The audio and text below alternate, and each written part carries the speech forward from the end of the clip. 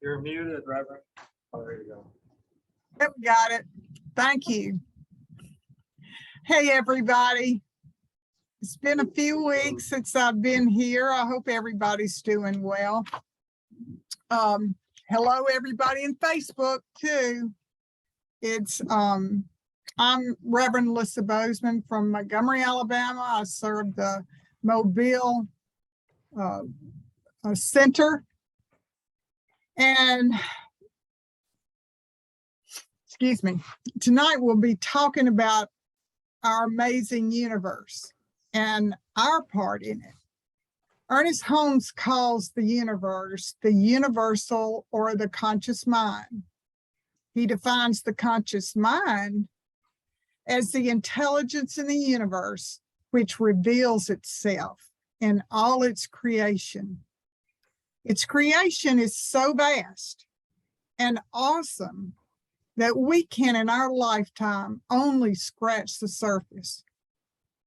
But what about that inner surface? The place when we look within. Our consciousness is also awesome, which is the mind of man. Let's talk about that. It's true, life is amazing. We're amazing. This universe is amazing. To me, it's all amazing when you think about it.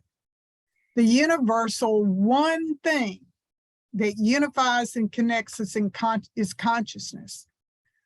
We're all, and so is everything else, connected by this amazing energy.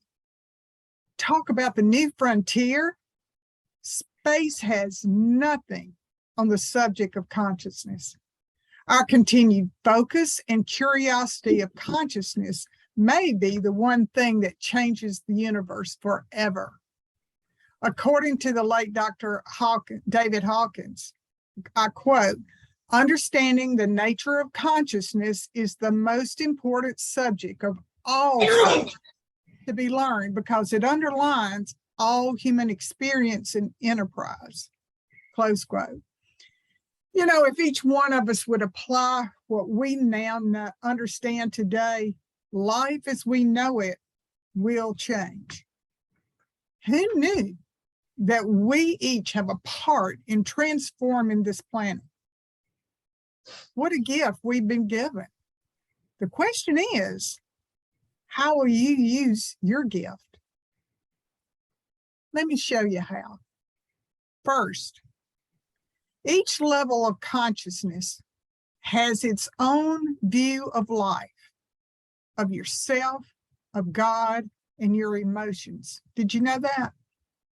Remember the quote that Jesus said it was John 14:23. And he said, "In my Father's house, there are many mansions." Could this be what he was talking about?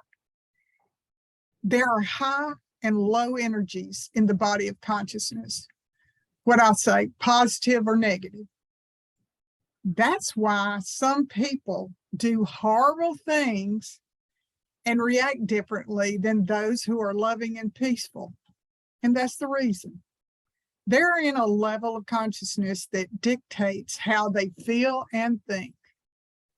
We come into this world on the level of consciousness that we came from.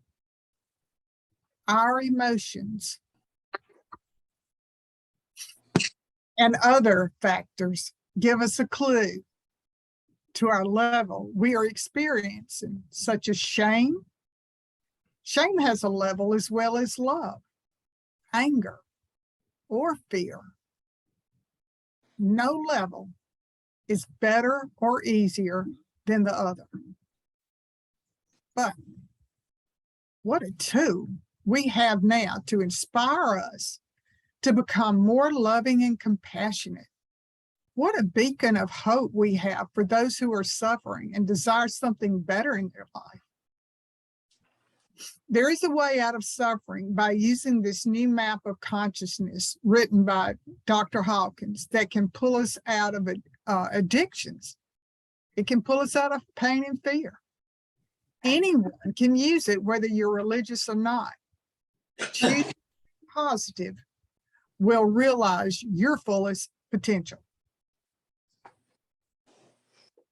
Did you know every feeling, emotion, and thought can be calibrated? Did you know any and every feeling, emotion, and thought is permanently recorded in consciousness?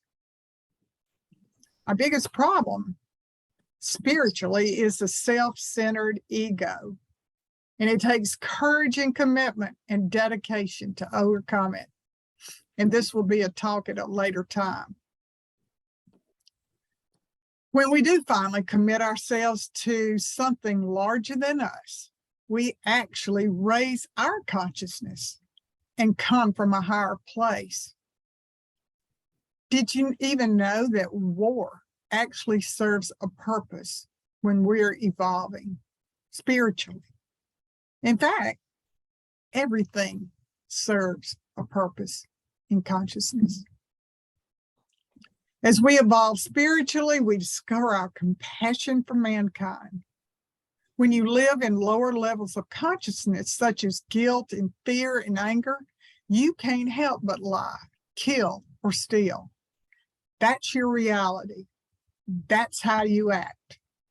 You're in that pattern or that level of energy of consciousness.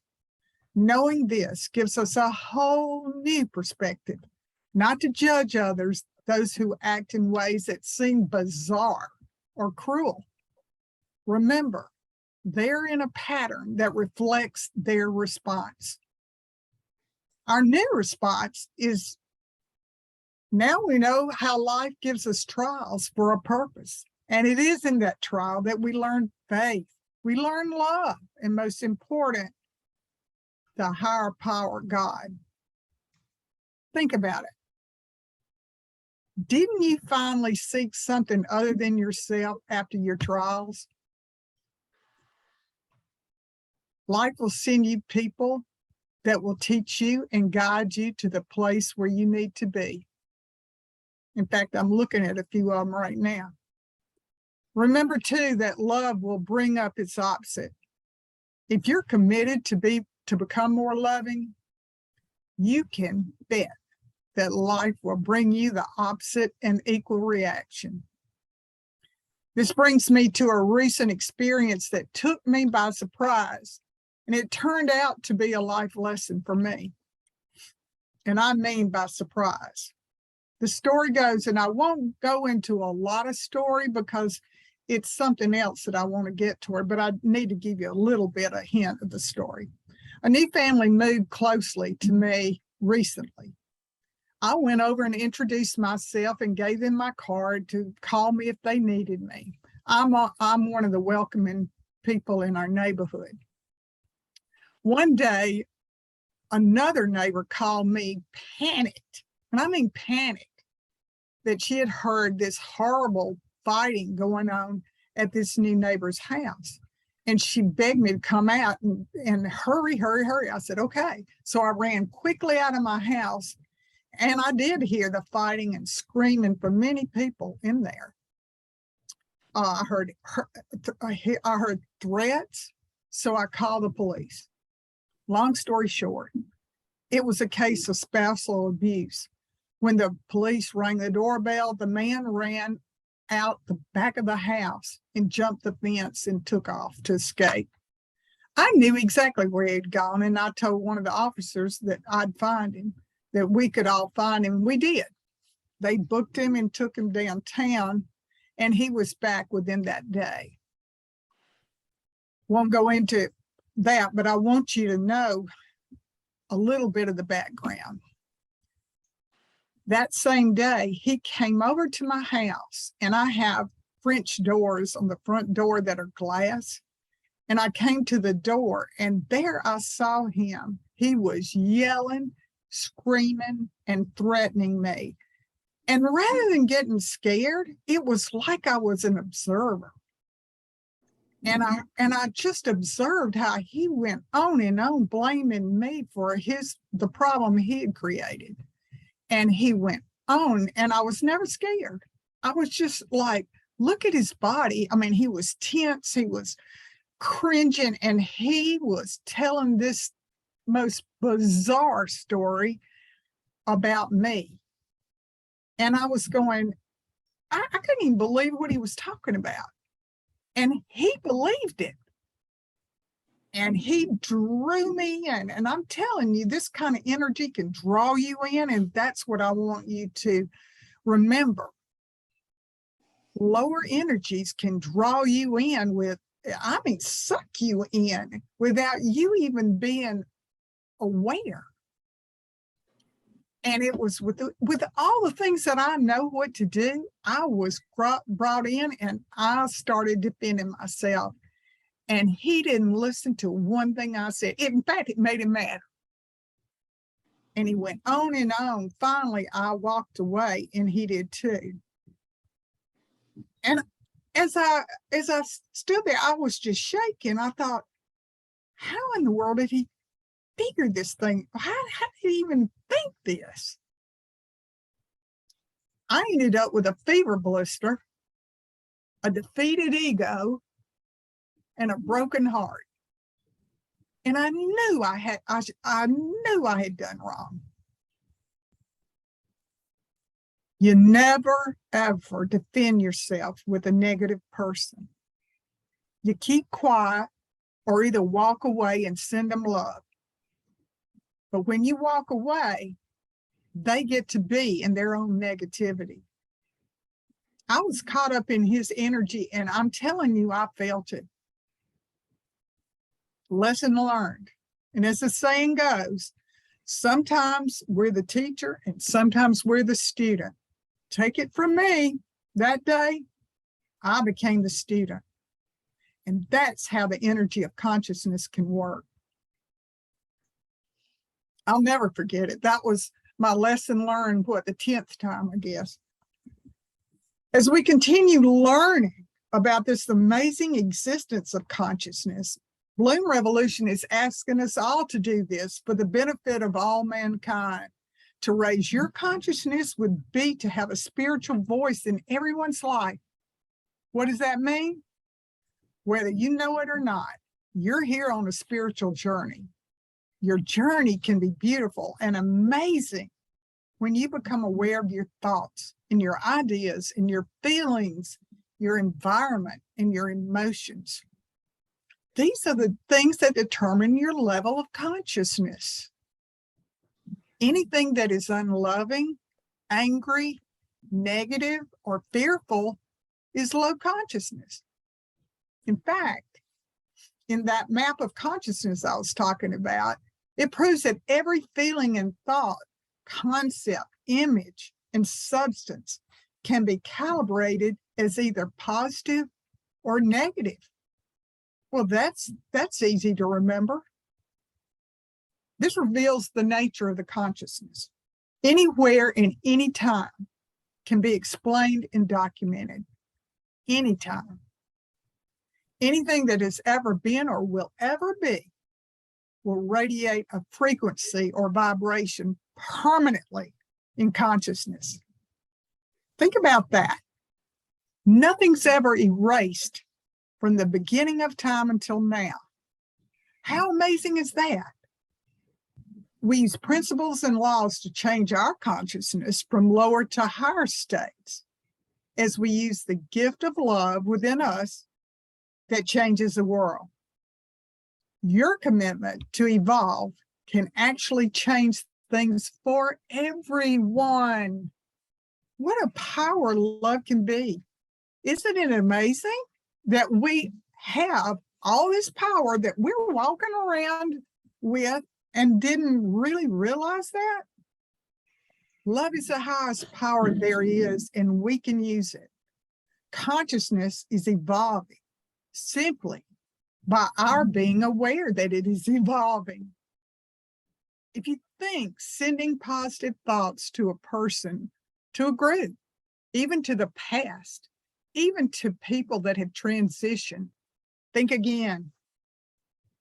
The higher your level of consciousness, the greater you love, and thus the greater the impact of your observation and intention. Remember when I previously said in the evolution of consciousness, we actually promote its evolution by just being aware of it? If we are to be in unconditional love, we are saying that there really isn't anything to be upset about.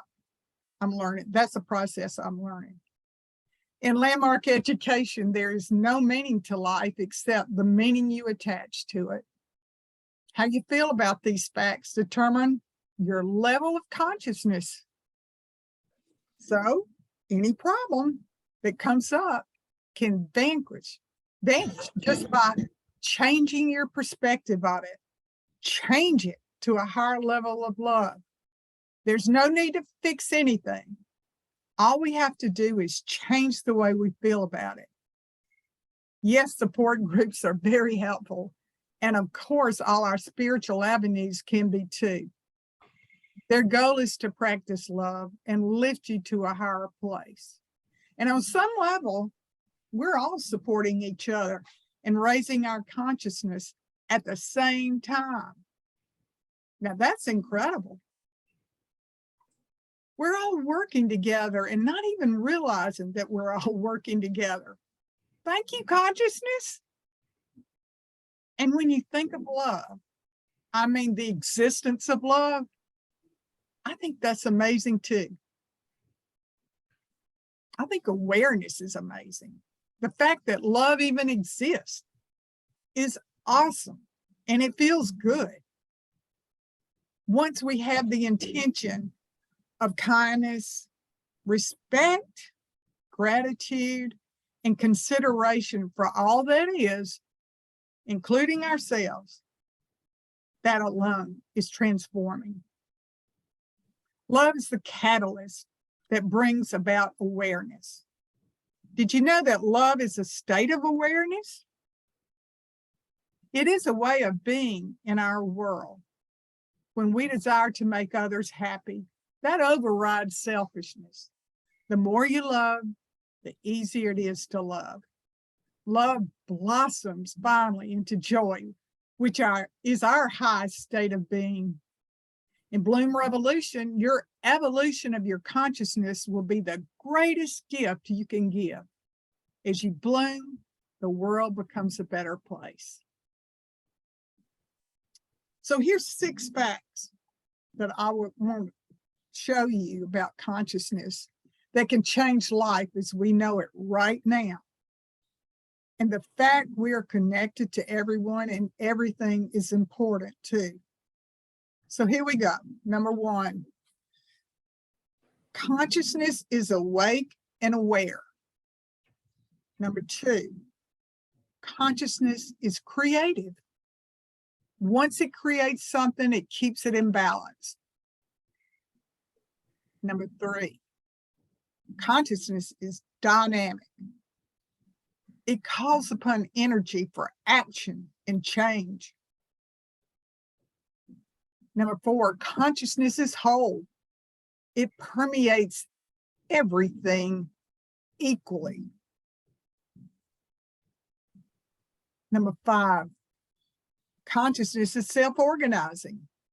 It oversees orderly systems and structures. And number 6, consciousness is harmonious. Every level of nature is part of the whole. Every thread contributes to the cosmic tapestry. You know, I've always considered God consciousness on some level. Our definition, whatever it may be of God, are all these facts that I talked to you previously, all 6 of them. Spirit is something that I think is so amazing that it can't be defined. It's the sum total of all there is, this beautiful cosmic tapestry. This vast, incredible universe can't be defined by us except that it's amazing. Somebody sent me some information on Albert Einstein the other day, and I wanted to tell y'all about it. It was just, I just love him. And you know, we're all scientists. The more I read about him, the more I identify with his beliefs about spirit. In one article, he said, I quote, "Concerning matter, we've all been wrong. What we have called matter is energy, whose vibration has been so lowered as to be perceptible to the senses. Matter is spirit reduced to the point of visibility." I love that. There is no matter. Spirit is in everything and everyone. We're just God stuff, and so is the universe. Einstein went on to say, I quote, "A human being experiences himself, his thoughts and feelings, as something separated from the rest, a kind of optical delusion of consciousness. This delusion is a kind of prison for us, restricting us to our personal desires and to affection for a few persons near us. Our task must be to free ourselves from this prison by widening our circle of compassion to embrace all living creatures and the whole of nature as its beauty. Separation is an optical illusion. Everything is connected. Our disconnection is created by ourselves. The true value of a human being can be found in the degree to which he has attained liberation from the self." He goes on to say, "The more I learn of physics, the more I'm drawn to metaphysics." I agree. "One thing I've learned in a long life," he says, "that all our science, measured against reality, is primitive and childlike. We still do not know 1,000th of 1% of what nature has revealed to us." Close quote. He also comments about our universe. He says, "Everything is determined, every beginning and ending, by forces over which we have no control. It is determined for the insect as well as for the star. Human beings, vegetables, cosmic dust, we all dance to a mysterious tune intoned in the distance by an invisible piper." Close quote. Now, his prediction for religion will be a cosmic religion. It will transcend a personal God and avoid dogma and theology. That sounds familiar, doesn't it? His thoughts defining our amazing universe is that everything's energy, and that's all there is to it. So if you didn't hear anything today, remember this. Our universe is an amazing place because of consciousness. Life is truly amazing because of consciousness. You are truly amazing because of consciousness.